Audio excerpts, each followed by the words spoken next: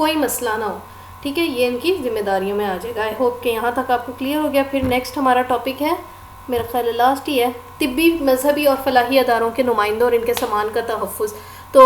طبی عملے کا کام جو ہے، کیونکہ آپ کو پتہ ہے بہت سخت ہے، بہت سخت حالات میں مشکل ترین ہوتا ہے، ٹھیک ہے، اور یہ جو طبی امداد تھی یا زخمی لوگوں کا خیال رکھنا، اسی سے تو آئی ایچ ایل گرو کیا تھا۔ جو ہنری ڈیونٹ نے دیکھا تھا کہ لوگوں کے ساتھ جو ہے کتنے مسائل ہیں، زخمی کرا رہے ہیں، کوئی ان کو پوچھنے والا نہیں ہے، دیکھنے والا نہیں ہے، تو یہ جب ساری چیزیں آئیں نا، تو اسی سے تو آئی ایچ ایل کی بنیاد رکھی گئی تھی۔ پھر جنیوا کنونشنز اور ہیگ کنونشنز ہوئے تھے، تو اس وجہ سے جو ہے نا سب سے زیادہ اہمیت اس چیز میں نا طبی عملے کی ہے کہ وہ لوگوں کو، زخمی مریضوں کو، زخمیوں کو، زخمی فوجیوں کو، عام لوگوں کو تحفظ دیتا ہے۔ تو اس لیے ضروری ہے کہ طبی عملے اور طبی عملے سے ریلیٹڈ جیسے ایمبولینس ہے، ہسپتال وغیرہ ہیں، ان چیزوں کا تحفظ کیا جائے، اور ان کو تسلی سے اپنا کام کرنے کی اجازت ہونی چاہیے۔ انہوں نے کسی راستے سے گزرنا ہے تو ان کو محفوظ راستہ دینا چاہیے، اور ان پہ حملہ کرنا جنیوا قانون کے تحت جرم ہے۔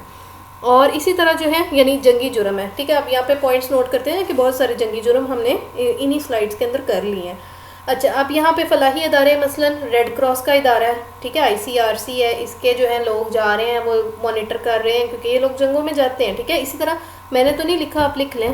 میں بھی لکھ دیتی ہوں یہاں پہ،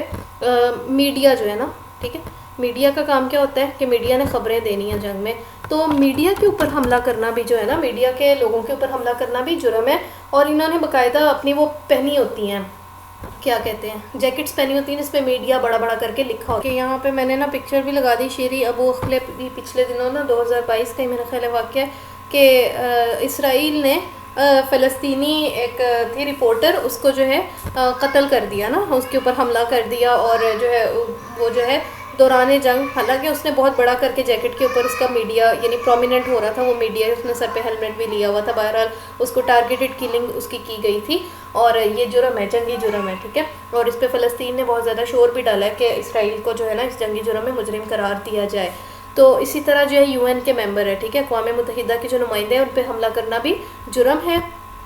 اور جو ہے مزید کیا چیزیں ہیں اس کے اندر، لیکن جو ہے نا ہاں، مذہبی افراد، ان کا بھی یہی قانون ہے۔ اب جو مذہبی افراد ہے نا، اس میں یہ چیز دھیان میں رکھنی ہے کہ وہ اپنی مذہبی فرائض انجام دے رہے ہوں، اس سے ہٹ کے جنگ میں کوئی حصہ نہ ڈال رہے ہوں، جنگ میں کسی کی سائیڈ نہ لے رہے ہوں، یا انسائٹ نہ کر رہے ہوں، لوگوں کو بھڑکا نہ رہے ہوں، تو اس طرح اس کیپیسٹی میں ان کی بھی جو ہے حرمت قائم ہوتی ہے، ان کے اوپر حملہ کرنا جو ہے وہ جنگی جرم ہے۔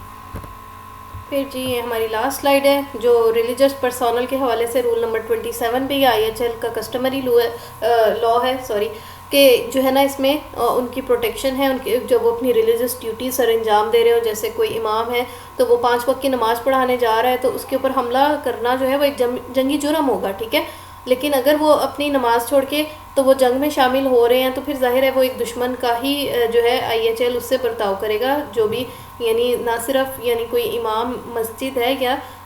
جو ہے کرسچن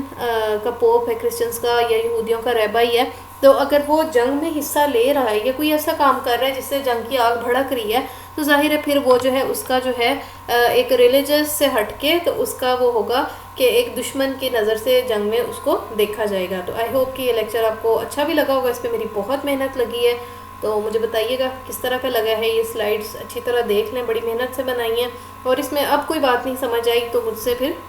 کلاس میں پوچھ لیں یا کمنٹس کر دیں۔ السلام علیکم ورحمۃ اللہ وبرکاتہ۔